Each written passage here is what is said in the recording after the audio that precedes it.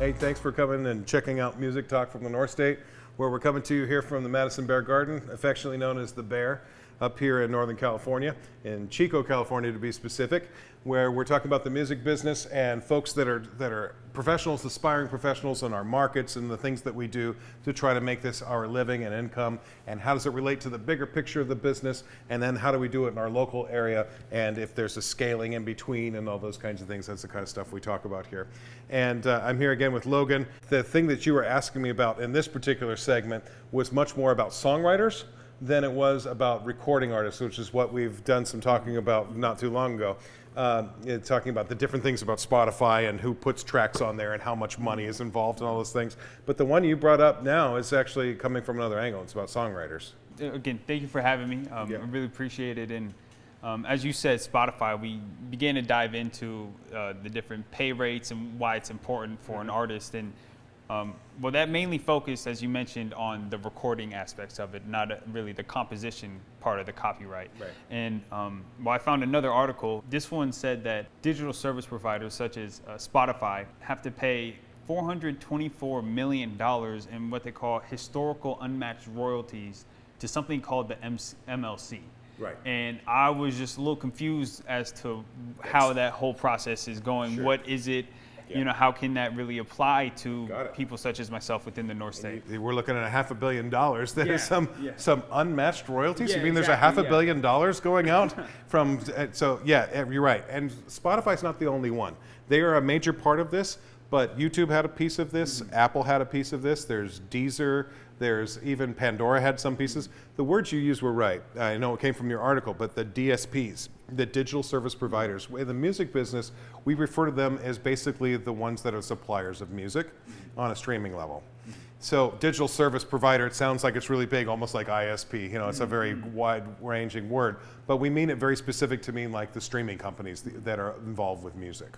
So the DSPs is an aggregate of all these different companies that basically took the money that they have been taking in for the song part and didn't know where to pay it, and then they needed to figure out what to do with this historical money. You know, like we've been letting these things play, and we have money for somebody, but we don't know who to give it to.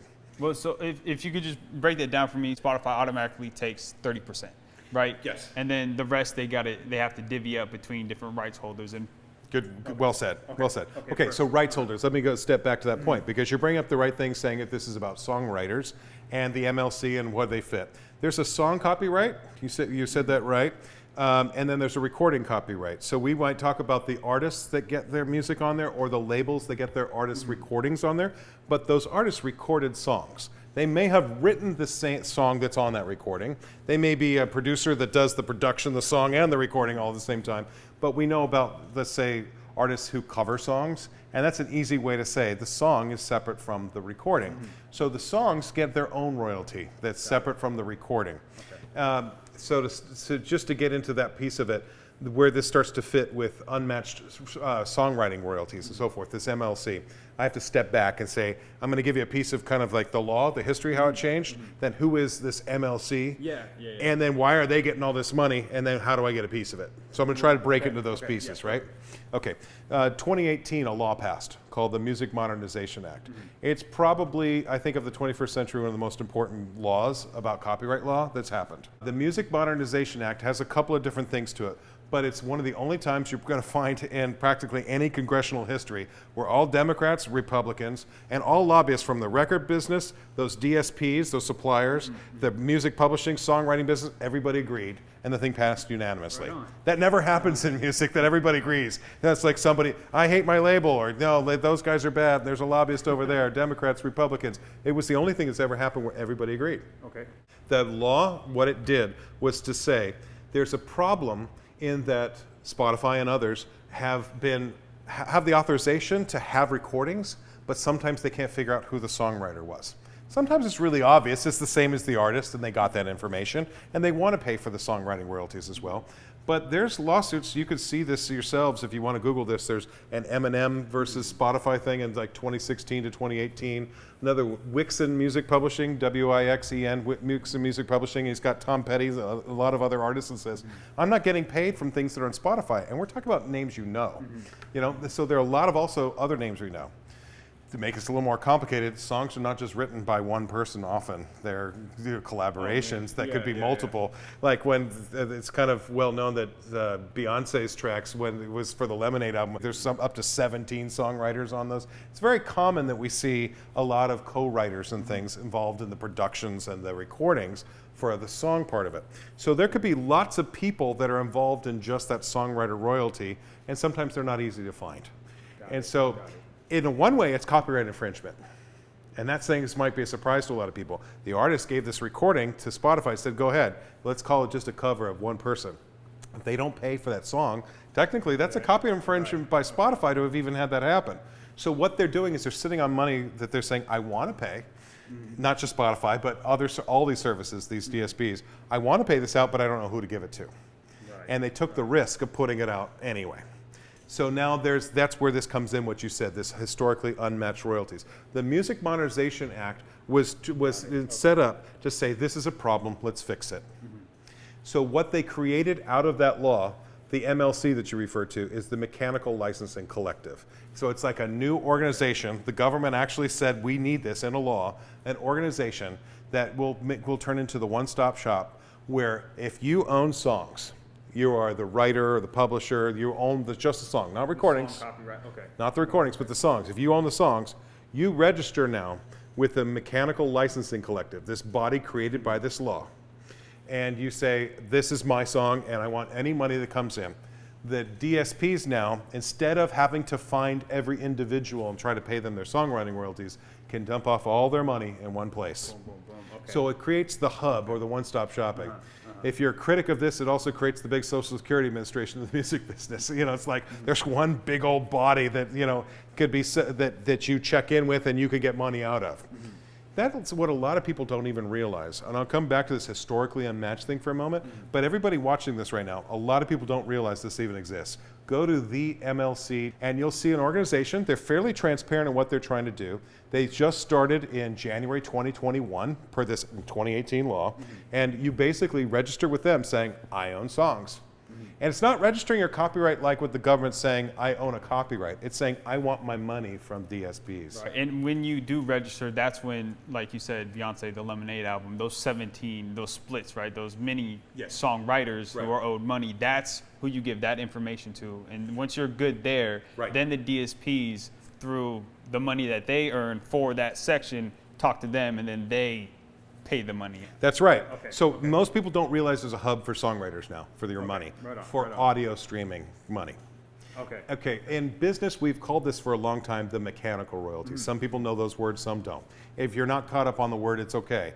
But what I basically want to say is if you wrote songs and it ends up on a DSP, that could be Spotify, it could be at Deezer, it could be Apple. I mean, we could keep going down all those streaming services. If you are involved in one of those streaming services, that's interactive especially, that's like people can control what they want to hear through an app.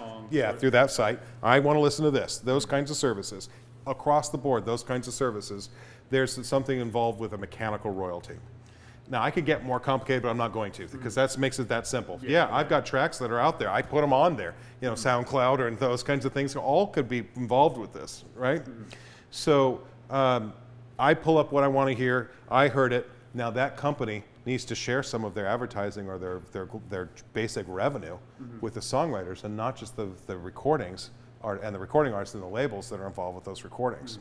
So money gets put into the MLC from them, and that's where this money is that you brought up, this $424 million in unmatched historical royalties. They basically have been pulling up this kind of escrow or a black box, each one of them, of what they couldn't figure out how to pay, and they just dumped this stuff off in January and February. So this has been like the back order sort of thing. Boom. So boom, basically, this is in, and then those who are registered will be able to get those if they had been unmatched previously. Now we kind of got a clean slate to move. Instead of setting up an account myself as a songwriter or as a publisher who owns these song copyrights and saying, I want my piece from you and from you and from you and from you, they all just dump their money off on this brand new organization, the Mechanical Licensing Collective. As I understand from that particular article that you were talking about, I think it says in that article, that because you were telling me about it and I got to check it out, 9 billion lines of data was also accompanying that of this song or this song or this song from all these different companies. So now you could imagine this MLC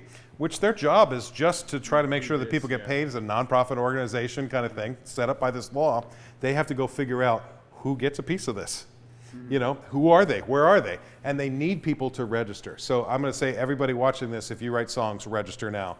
It may not be your money on this, but it'll be your money next, and this is how you get paid off of your songs. And let me go to the next level on that too. How much?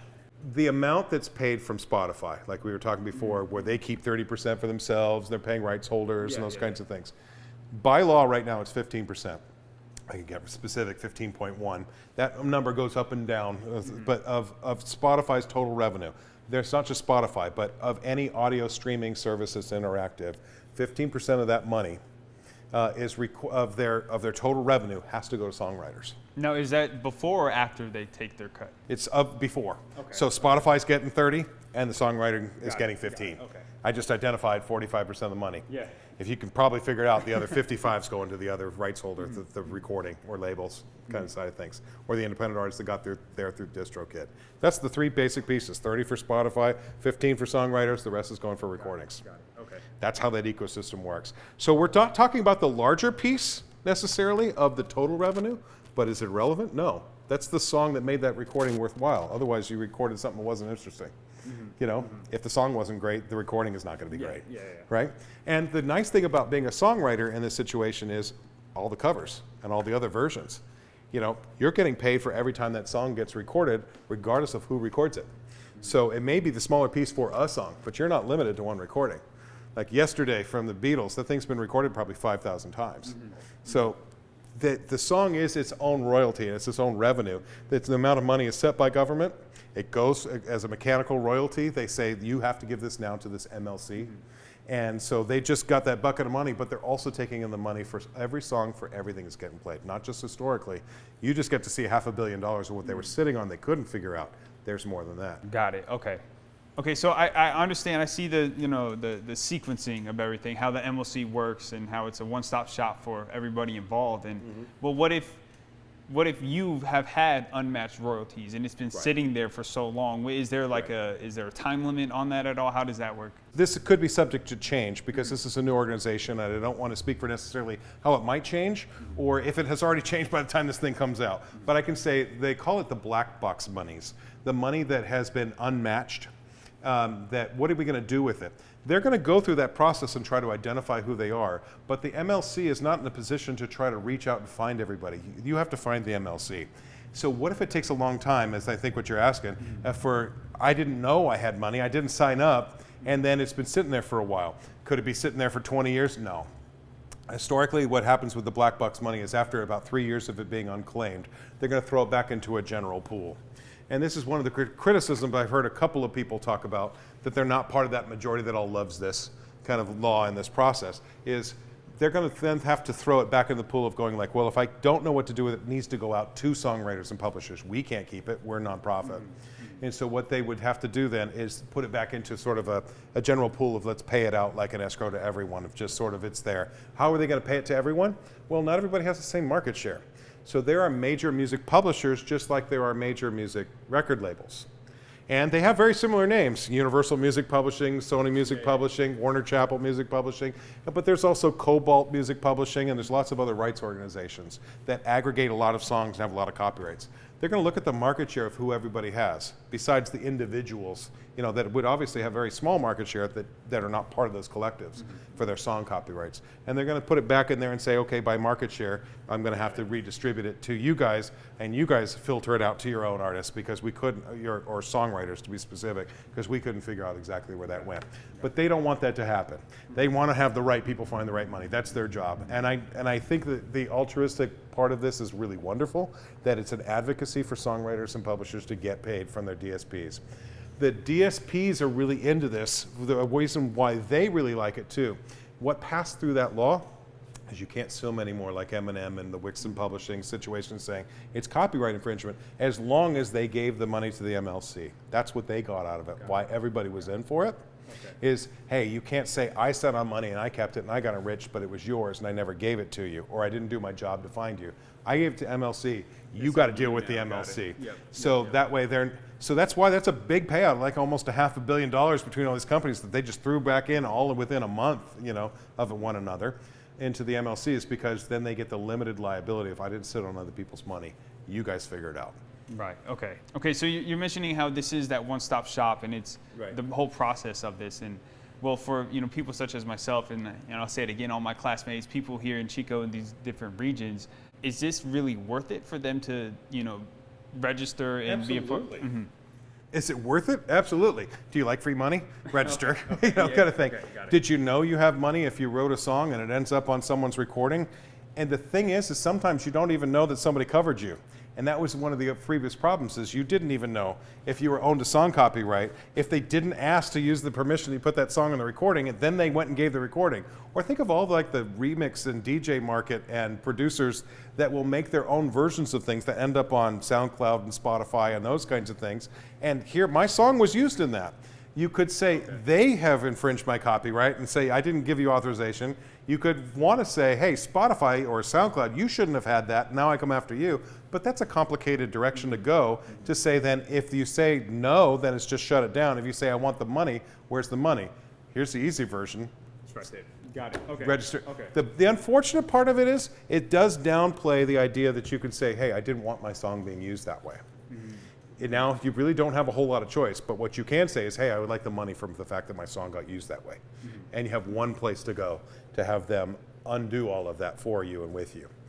They may want you to tell them information about who you are and where and what, but if there's reporting that comes from the other side that says who, where, and what, and it matches you, that's what their job is to try to get you paid. So, yeah, you like free money? You want someone policing a market for you? You got the one-stop shop of handing you the money for when your songs are there. If your songs are not going somewhere, this is not a promotional vehicle. This is a collection agency. Mm-hmm. That's what their job is. And it really is limited to interactive audio streaming services. If songs are going on to records, we have a different process for that, and I can save that for another day. Mm-hmm. If songs are going on to movies, television, video games, and those kinds of things, we have a different process for that, between synchronization licenses, performance licenses, and I don't want to get us down the rabbit hole of too many things. Mm-hmm. But in this space specifically, I have songs that are on audio streaming services, these DSPs. I want to get paid. You go to the MLC and you register. Got it. Okay. Yeah. Perfect. Thank you. And they're good people. Some of those people are folks that I work with. Some of my former students when I was over at University of Southern California. Some of my colleagues that are from University of Miami and things that are music business teachers and so forth. There's a music business publishing execs that have caught dual roles. There are songwriters that are hit songwriters that are now advocates. This is a body of people you would want watching over. Let's make sure everybody gets paid. Right on, right on. Yeah. So if you're a songwriter, I hope that you got something out of that conversation, just to say, where's my money and what happened with money and how things are changing. How do I get paid for my song when that's separate from my recording, and what's going on with new organizations and a big law that maybe a lot of you didn't even know that existed to basically make this money match up so everybody gets their proper piece of it all, and go get paid. I like that. I mean, that's what our business is about. That's why we're sitting here. That's what the living I've made. That's what he's into. And I hope that added any value to your guys' lives too. Thanks for checking out Music Talk.